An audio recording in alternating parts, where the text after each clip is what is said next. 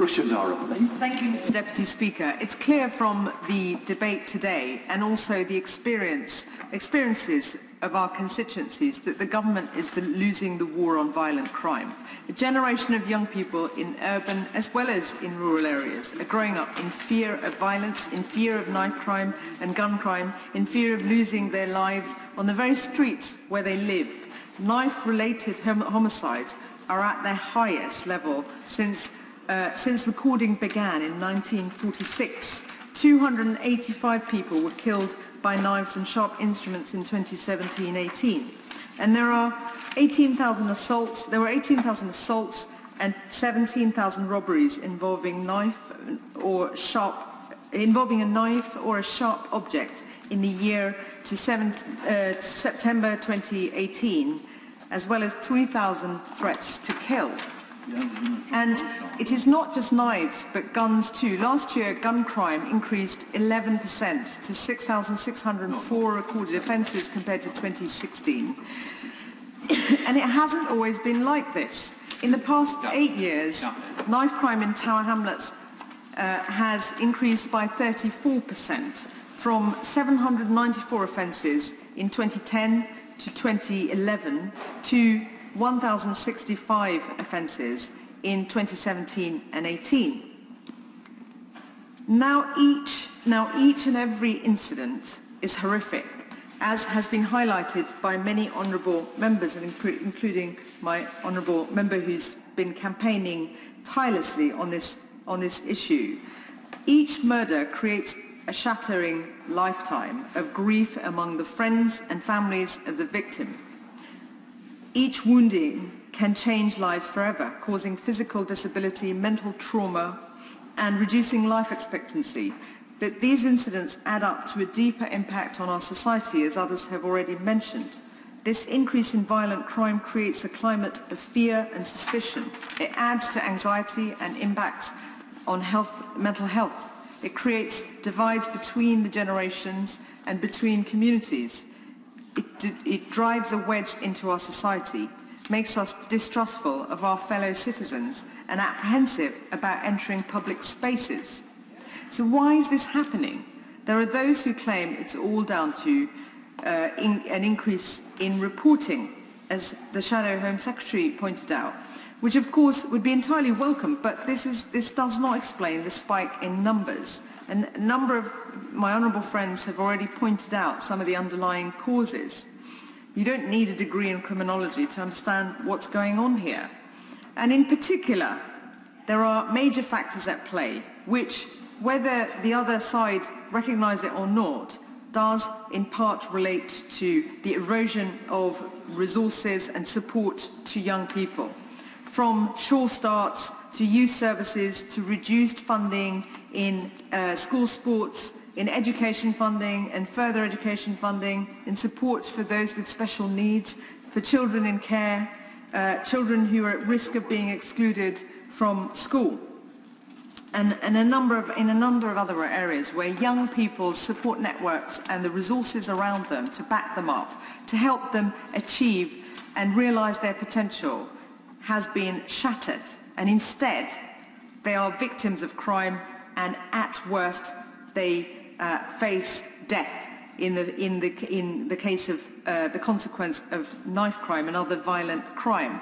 That is a waste of talent and potential in our society, the fear and the impact that has, of course, in the wider community as well. Local authority children's services funding has fallen by 3 billion since 2010. And since 2010, hundreds of millions of pounds have been axed from youth services. As has already been mentioned, 138,000 reduction in the number of youth service places and a overall financial cut of £760 million. 3,600 youth workers lost from our communities, people who help support our young people. They are no longer in those roles. Central government funding for youth offending teams has also halved since 2010, from 145 million to 72 million in 17-18. So it is not by accident that we've ended up here. these catastrophic cuts have added to undermining the support and acting as the underlying factors to what has happened and to the rise in violent crime. Not to mention, of course, the significant cuts in policing. In London, it's fallen below 30,000 officers. And, of course, the cuts in police and community support officers, 6,800 community support officers who've been the backbone of community policing, spotting problems early, and working with young people and the other services in a multi-agency approach to support young people before they get into further trouble and face the threats of violence or end up getting groomed by organised criminal gangs and drugs gangs and ending up with the plight that we've seen with so many young people who've lost their lives. In London, this has led to the loss of a third of police staff posts as well. In terms of police support, community support officers in my constituency and the borough of Tower Hamlets, in 2010 we had 125 PCSOs, and that has gone down drastically to just 27 in 2017. That's a 78% cut. Those cuts have consequences, and the combined boroughs of Tower Hamlets and Hackney, which are now a borough commander unit that have had to merge, in part because of the cuts, has meant that we've lost 500 officers in the last 9 years. That has a consequence. And the idea that the government, by adding a plaster to the wound with some additional funding here and there, can reverse the damage that those massive cuts have had over the last few years is frankly tinkering around the edges, and it's just not going to address the major problems that we face, major problem of violent crime we face in our society. So in conclusion, Mr. Deputy Speaker, we have to make sure that, as well as looking at where legal changes might be necessary, although it's really important the government doesn't respond in a knee-jerk way towards the return to disproportionate stop and search policies that end up turning communities against the police, particularly in the black and minority community, and that remains proportionate and safe and people are protected, innocent people are not caught up in that.